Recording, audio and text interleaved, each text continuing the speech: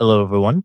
In this video, I'm going to show you how to delete a branch in GitHub.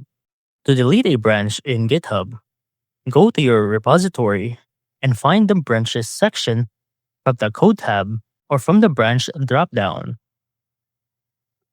Locate the branch that you want to remove. Just make sure it's not your default branch or things will get really messy. You'll know your main branch either by naming it specifically as the main one or set it as the default branch.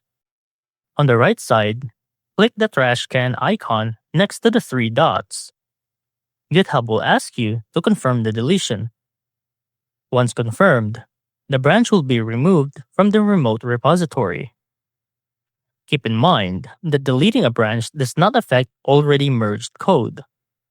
Anything merged into the main or master remains intact.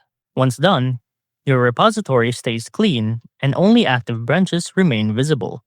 And that's how to delete a branch in GitHub.